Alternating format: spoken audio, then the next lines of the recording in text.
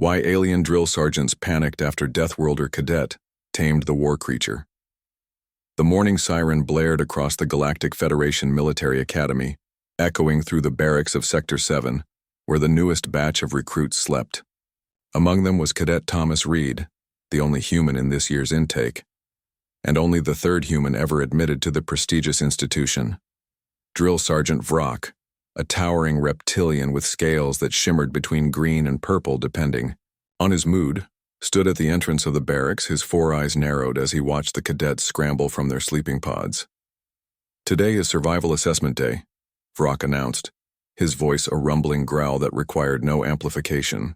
"And I have a special treat for all of you pathetic recruits." Thomas straightened his uniform, ignoring the whispers from the other cadets. After 6 months at the academy, he was used to being called the Deathworlder, or Dirtborn. Earth, classified as a Class 12 Deathworld, had only recently joined the Galactic Federation, and most species still regarded humans with a mixture of fear and fascination.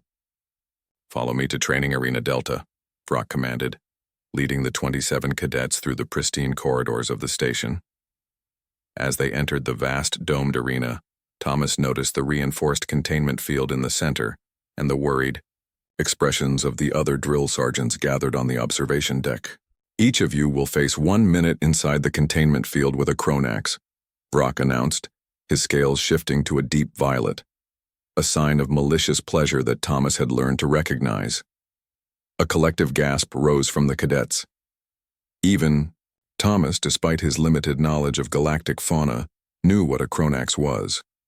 A predatory creature bred for war by the ancient Mavari Empire, known for its intelligence, aggression, and nearly impenetrable hide. "Your goal is simple," continued Vrock. "Survive. No weapons, no tools, just you and your instincts." One by one, the cadets entered the containment field. Most lasted the full minute by desperately avoiding the creature, a six-limbed predator with rows of serrated teeth and glowing red eyes. The Chronax toyed with them, clearly enjoying their fear. When Thomas's turn came, Drill Sergeant Vrock's scales darkened further. "Let's see what the Deathworlder is made of," he hissed. As Thomas stepped into the containment field, the air shifted. The Chronax, which had been pacing lazily after the previous cadet, suddenly froze. It lifted its triangular head, sniffing the air, then locked all four eyes on Thomas. "Human," it growled in the common galactic language. "Interesting." A shocked murmur ran through the watching cadets. The Chronax had not spoken to any of them. Thomas didn't move, didn't run. Instead, he slowly sank to one knee, maintaining eye contact with the creature. "You speak," he said calmly. "To those worthy of words," the Chronax replied, advancing slowly. Its claws left deep gouges in the arena floor. Up on the observation deck, Drill Sergeant Vrock's scales had gone pale gray, the color of confusion. "What is he doing?" he demanded of no one in particular. The Chronax circled Thomas, who continued to kneel, tracking the creature with only his eyes. "You smell of a world that kills," the Chronax observed. "Your blood carries the scent of survival." "Earth is challenging," Thomas agreed, "but we adapt." The Chronax stopped directly in front of Thomas, its massive head lowering until they were face to face. The creature's breath was hot and smelled of metal and ozone. "They send the others to run from me," the Chronax said. "It is boring." Thomas nodded. "I imagine it would be. You're intelligent, not just a beast to be feared." On the observation deck, the drill sergeants had gone completely silent. Vrock's scales had shifted to a sickly yellow, the color of anxiety. "Your minute is up, Cadet Reed," he called, his voice higher than usual. "Exit the containment field, immediately." Thomas stood slowly. "It seems our time is up," he told the Chronax. The creature made a sound that might have been a laugh. "Tomorrow, human.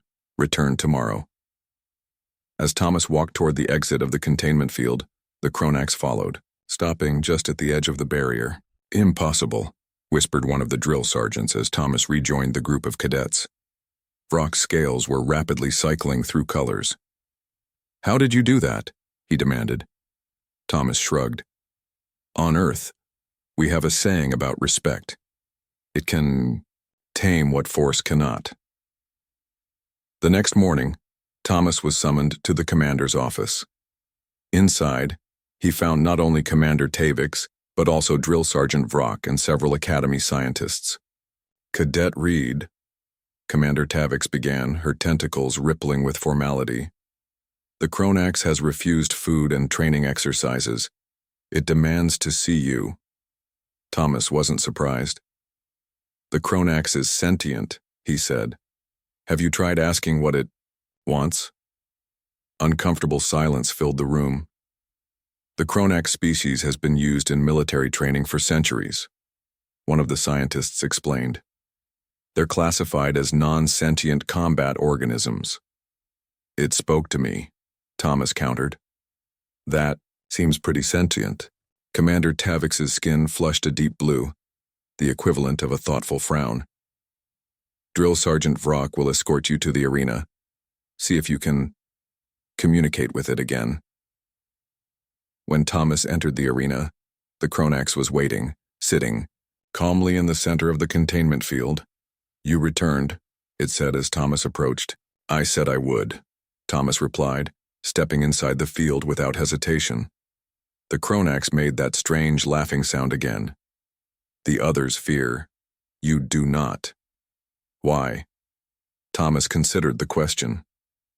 On Earth, we live alongside predators. We learn to understand them rather than just fear them. Your world teaches wisdom then, the Kronax observed. These others. It gestured toward the observation deck where the Academy staff watched in stunned silence. They see only what they want to see. As Thomas and the Kronax continued their conversation, Drill Sergeant Vrock's scales had settled into a deep blue, the color of profound realization. 3 days later, the Academy issued an unprecedented order. All Kronax were to be reclassified as sentient beings and removed from combat training programs. The one that Thomas had spoken with, who called itself Rax, became the first Kronax representative to the Galactic Federation Council, and Cadet Thomas Reed, the Deathworlder who had shown that understanding could succeed where force failed, became a legend at the Academy.